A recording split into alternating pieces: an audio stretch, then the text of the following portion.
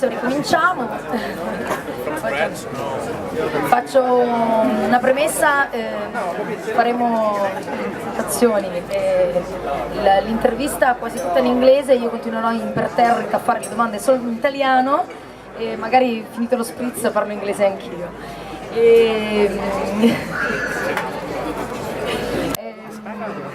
E l'idea è quella di conoscere meglio Paolo, che è un alunno di ex alunno di Ca' Foscari, e scoprire qual è il suo percorso professionale.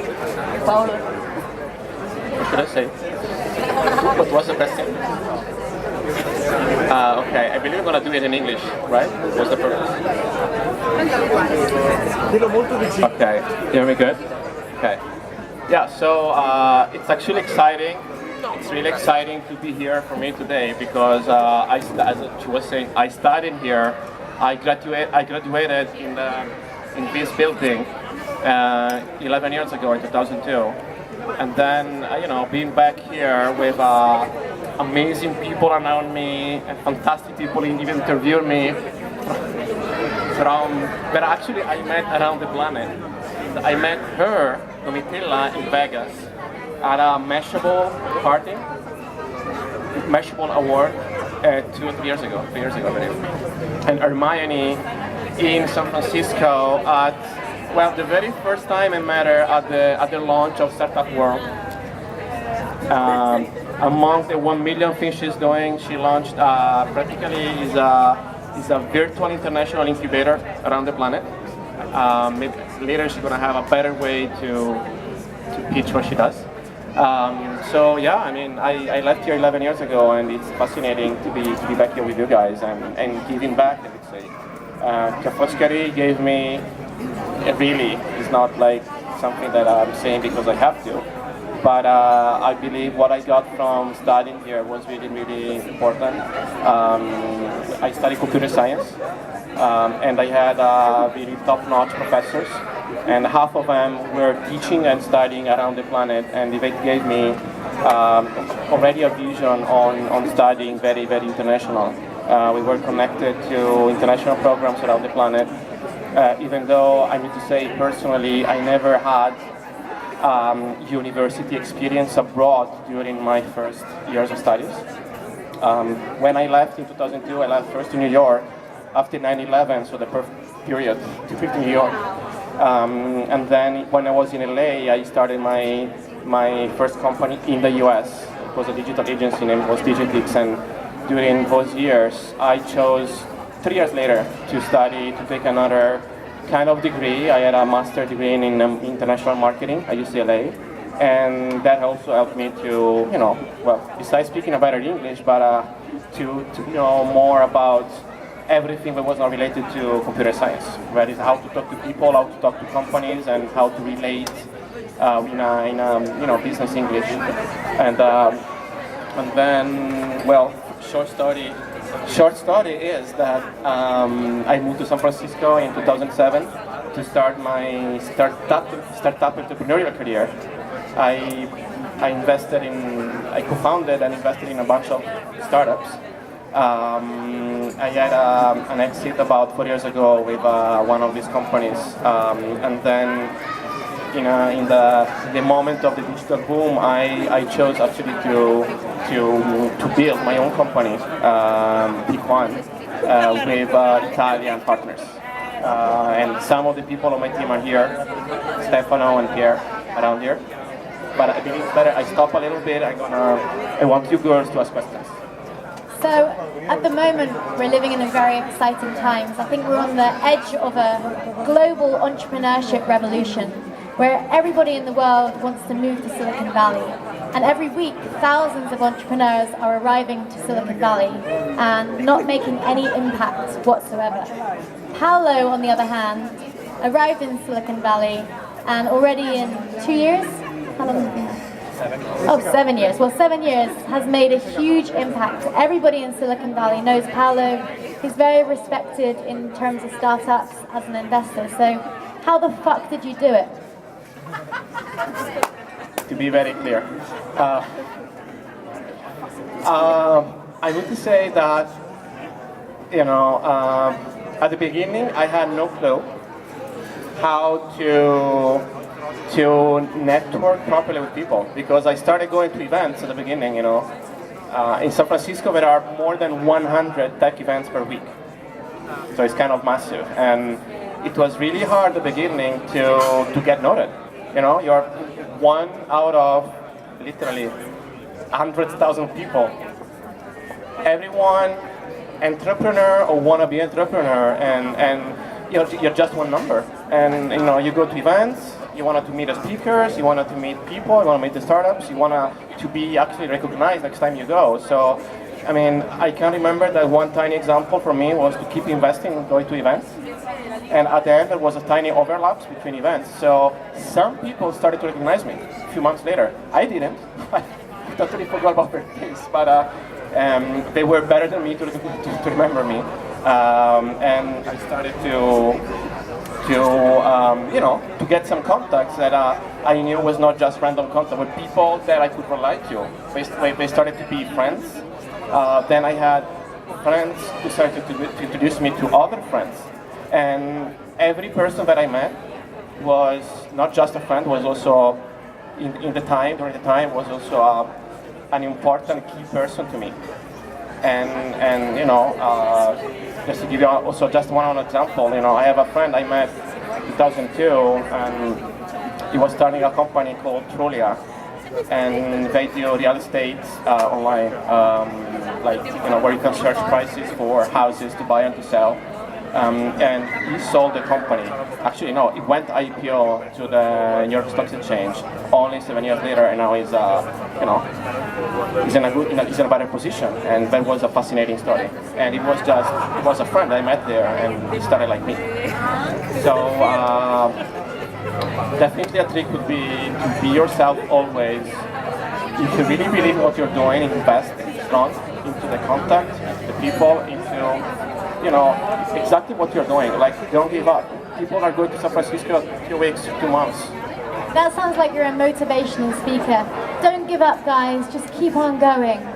Let's do some practical advice. How did you get investment for your company? What are the steps you took 11 years ago since graduating there to be somebody in Silicon Valley, to have a high growth startup? That's a tough one. Well, it was tough. Not just the question, but even the process.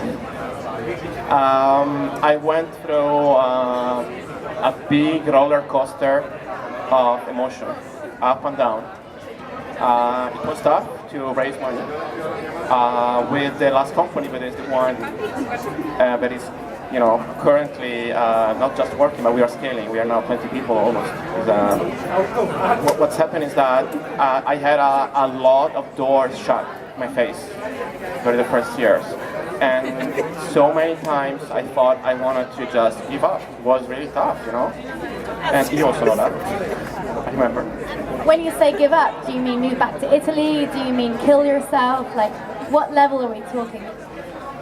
I believe I never reached the level of killing myself, but sometimes, in some black moments, I thought maybe it's easy. I can take a fly back to Venice. People kind of know me. I have a better experience. I can be hired in local company. Sure. I thought about it sometimes, but besides, this was already a very good backup plan. It's already a backup plan. It was already a good plan. So it was kind of going back to a comfort area. So I learned what I learned the most was to even learn a new perspective. Don't think that you can just move to another country, and also maybe Eugenia has some ideas about that. Move to another country and just do your things in the same way as you were doing in Italy.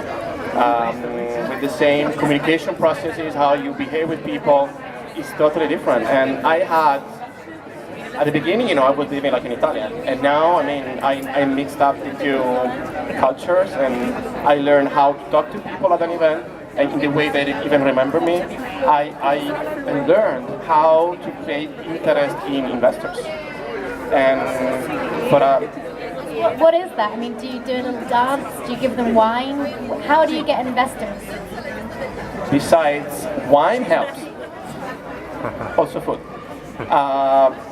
But what I learned specifically to that, I learned that you need to have the people you're talking to share your same vision. Before even talking about your product, before talking about maybe who you are, you need to enchant the people, wow the people on a vision, on a dream. And that is the best conversation topic you can have with anyone, not just an investor.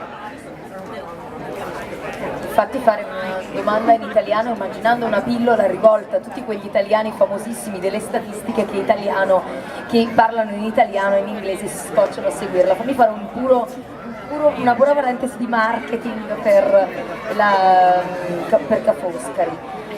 Quanto questa università ti ha preparato a essere ben disposto a viaggiare, a metterti in gioco, a rischiare dei brutti momenti che comunque tutti hanno quei ripensamenti di starò facendo la scelta giusta oppure no. Cioè quanto l'università Ca' Foscari è diversa dallo stereotipo tipico delle università italiane che ti coccolano e ti chiedono di restare in Italia, perché comunque andare all'estero se hai un'idea innovativa magari è l'unica strada ancora e non è certo sbagliata. Guarda, rispondo in italiano? Tu sei in italiano. È una bella domanda questa, perché comunque capire che cosa per me ha fatto la differenza a Ca' Foscari. Io mi ricordo che quando ho studiato Computer Science, quindi scienze informatiche qui a Ca' Foscari, mi ricordavo sempre di tutte le connessioni con programmi internazionali, sia nel mio campo che nei rapporti università in generale che l'università aveva nel mondo. In specifico nel campo dell'informatica non potevano non connettersi con Stanford, con l'Università della California. Moltissimi dei professori che io ho avuto erano tutti studenti di queste università americane ed molti erano professori di Columbia, NYU, UCLA, Stanford, quindi questo è stato sicuramente interessante. La seconda cosa, e questo lo devo a Ca' Foscari insieme al fatto che dove Ca' Foscari è situata, che è Venezia, a volte le persone, like her, I explain to you what I'm saying, si chiedono, oh wow, ma Venezia è così connessa, è così avanti, è così connessa con la tecnologia. Devo dire di sì, Venezia è sempre stata un porto, una connessione incredibile da centinaia e centinaia di anni. Non a caso, tra l'altro adoro gli aerei e gli aeroporti, quindi posso darvi qualche statistica sugli aeroporti. Non a caso abbiamo la fortuna a Venezia di essere comunque in una hub logistico incredibile, perché l'aeroporto di Venezia è connesso con tutto il mondo e questo comunque aiuta i trasporti in ogni caso, anche se non è vero che già posso fare le connessioni. C'è sempre un livello in più in cui sei connesso col mondo, e comunque stare a Venezia ti fa respirare, anche se non vuoi area internazionale. Fai anche che siano solo i turisti, comunque qui hai 100.000 persone al giorno che non sono di Venezia e comunque ti puoi scontrare tutti i giorni. E gli studenti internazionali penso che abbiano una percentuale molto alta e continuo a sentire storie. Io ho conosciuto l'ultimo caso, per esempio, cronologico. Io ero in Cile nel 2012, dentro l'incubatore Startup Cile. Ho conosciuto moltissimi studenti di Santiago che studiavano architettura e che la loro ambizione più grande veniva a studiare a Venezia. Non è proprio Ca' Foscari, non sta vicino, però è l'Oligua,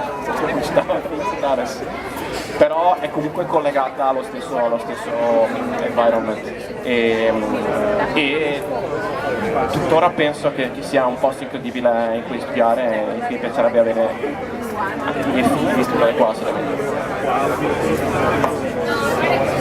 I understand everything. Comprendo. Does anybody here put your hand up if you have the dream of going to Silicon Valley and building a startup? Do we have any questions for Paolo? Any questions? No questions. Who here is studying? You have a question? Yeah, you can ask in Italian. Who here is studying computer science? Quanti studenti ci sono? Nobody. Tanto lo devi stare io. Okay, a couple of people. Cosa stai studiando? Cosa state studiando? Cosa avete studiato? Economia? A Trieste però. Vabbè, cosa studi? Amministrazione? Giurisprudenza?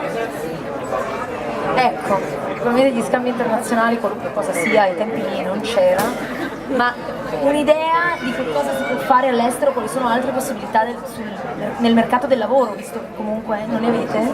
Cioè che percezione ha da fuori verso l'Italia? Ha vissuto praticamente ovunque nel mondo, cioè chiediti che lavoro puoi fare al di fuori di qui se proprio vuoi. Ho costretto lui a farti una domanda. Le prospettive